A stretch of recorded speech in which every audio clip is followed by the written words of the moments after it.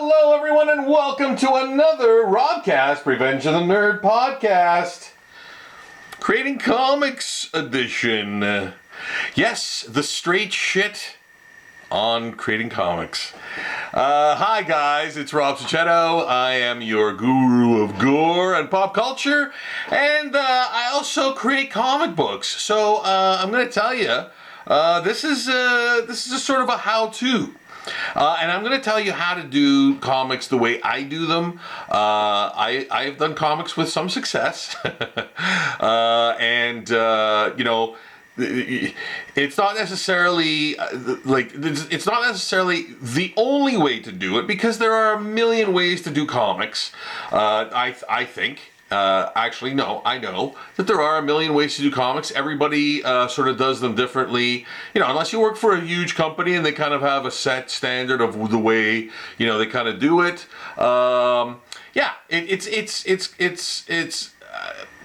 If you're doing comics independently, especially, you'll have your own way of doing it, but there are definite things that you need to do in order to do it right. Because you want people to understand what the hell's going on in your comics. So we kind of covered that a little bit in the last video, but today, and I'm going to try to make these videos a little shorter and more to the point. I'm going to try to anyway. There's so much to cover. It's hard to know when to sort of stop, but I'll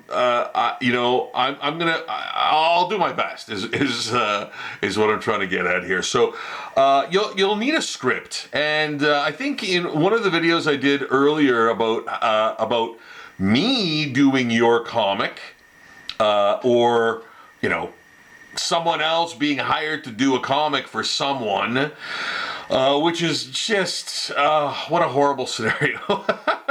A lot of times people will, 95% of the time, they're writers, and the writer will want to hire an artist to do their comic, and that's fun. That's all fine and good and everything, but seriously, it's very tough. You'll have to write a script like this one. This is kind of before computers and stuff even. So and you know what? To be honest, I write my stuff by hand anyway. I find it faster, and for a number of reasons. So this script is from Cape Fear Series 2, Issue 1. So basically, Cape Fear number 2.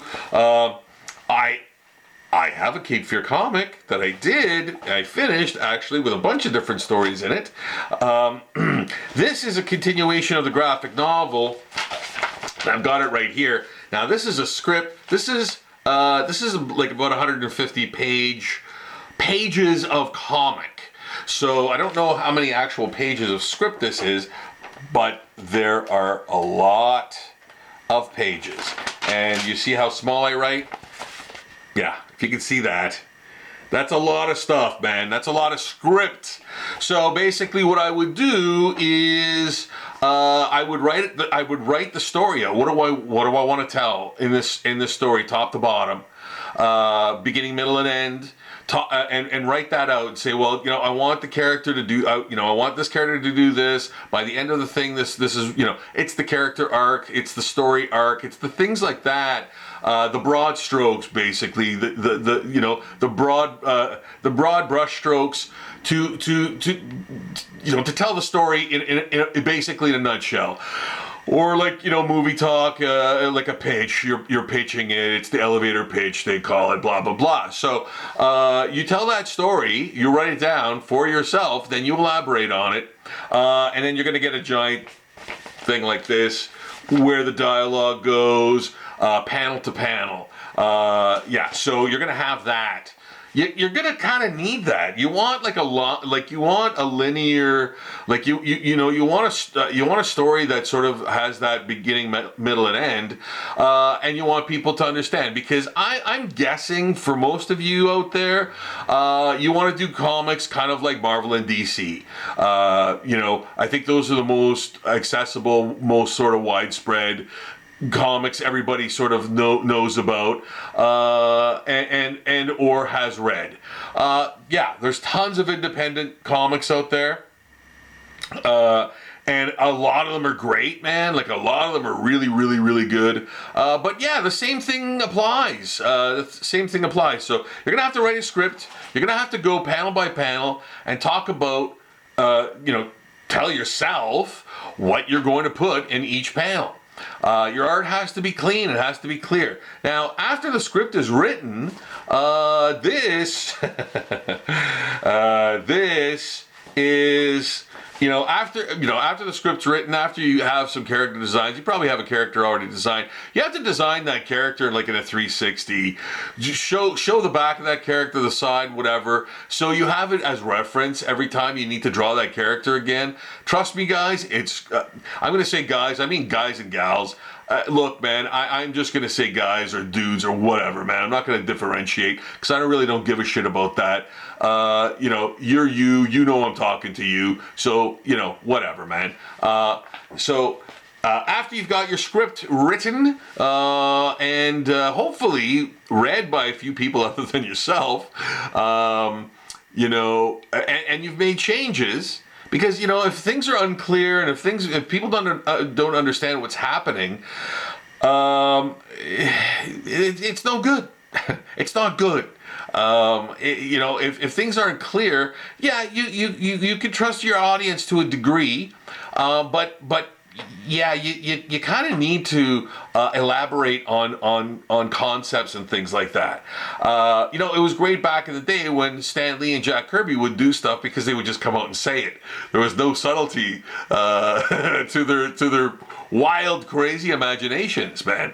And a lot of the stuff, like when you think of Galactus and Ego and like almost anything in the Fantastic Four, like the Fantastic Four was like a heavy duty comic, man.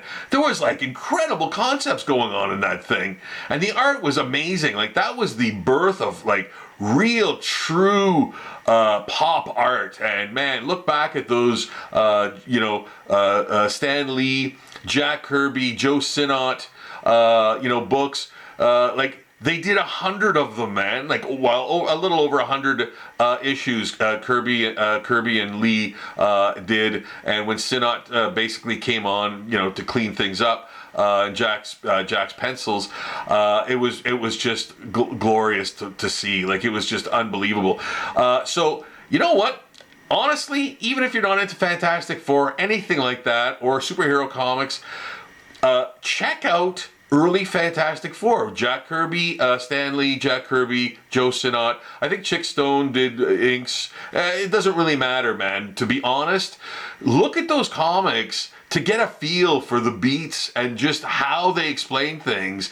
So the concepts that are we take it for granted now, but back then it was like a living planet, man. Or Galactus, he ate planets, man. And he had a herald. What's a herald? They explain all of that stuff. And it's brilliant. Like, so I implore you, if you haven't already, check out lots of comics before you start doing your comic.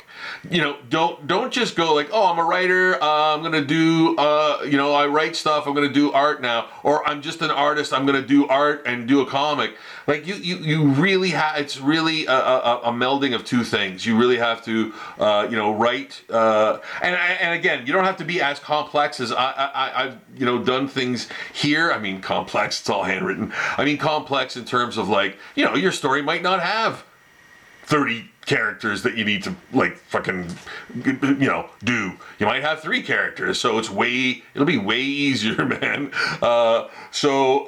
With My Cape Fear series, there's so much there's so many different characters, like monsters, all kinds of stuff, man. There's so many different things. I really have to be on top of that stuff so nothing gets lost in the shuffle, or a storyline, a subplot gets just forgotten or whatever. So all my stuff has to be on point, make sense, man. I know a lot of stuff out there doesn't make sense anymore. Like it's almost as if writers don't give a shit about anything. Like I see stuff and I'm like, how did they miss that? Like I'm not even trying to look for it, and it's just a glaring obvious thing. So anyway, things like that. Then this is so important, and this is a thing that people, especially comic book people, always cheap out on. And this is a breakdown of every single page in your comic. These are all thumbnails from the script. I'll often put notes in the side, okay? And yeah, this is a lot of work, man. But guess what? It's a necessary evil because, and I mean, look at that. Look at that. All right? Like, the entire comic, 150 pages, probably, you know? All of that stuff is worked out. So, that's the hard part. Then you get to the easy part where you're actually just taking that and drawing it on the page. You have it all worked out. You can go in and start doing your comic with confidence because you have all the stuff worked out and you've checked it and you've checked it and you've checked it and you've compared it to your script and everything makes sense, and you can actually read the story without the words because that's very important too. So please keep that in mind. That's a very that's one of the things in comics that, you know, and try it out too. Pick up a comic if you have comics, and I'm hoping, I'm guessing you do, whether they're online or whether you have physical copies of things or whatever. Look at those comics and try to decipher the story without the words. You know, that's a great exercise to get into and to just acknowledge the story beats and the actions of what the characters do in the panels.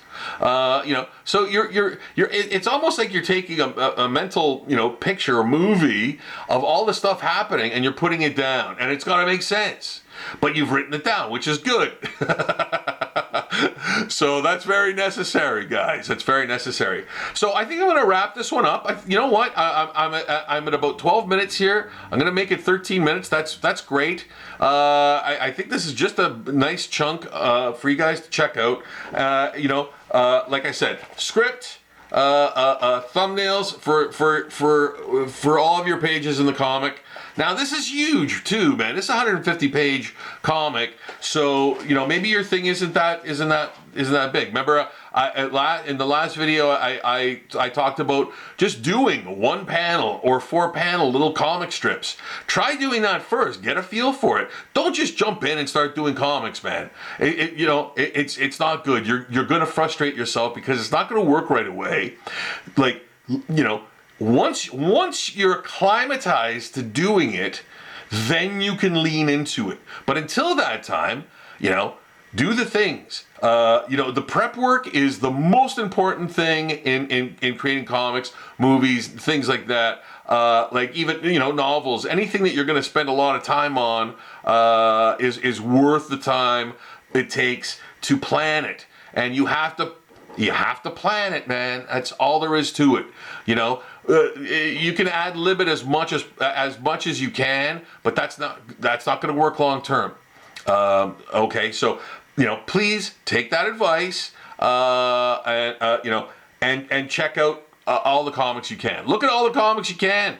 Get your hands on as many comics as you can. Okay, all right, guys. That'll do it for this video. Thank you so much for watching. Please give me a thumbs up. That would be awesome. I would love that. Please subscribe to this channel and get some more advice. Also, check out my Patreon page. Every day I post art on there, and it's all new art every single day. I know it sounds crazy, but it's true. Paintings, drawings, all kinds of stuff, all zombie related, and bonuses too. So yeah, check out my Patreon page. You'll love it. It's literally Halloween all year round. Okay? I know a lot of people say that, but I do it. And I've been doing it for, I don't know, 14 years, I think. Something like that. Something crazy like that. So a lot of content on there. And best wishes to you guys. Good luck. And you know, use that comment section. Ask me questions, man, and I will answer them for you. Okay? Until next time, I love you guys. Best wishes. And Take care. All right.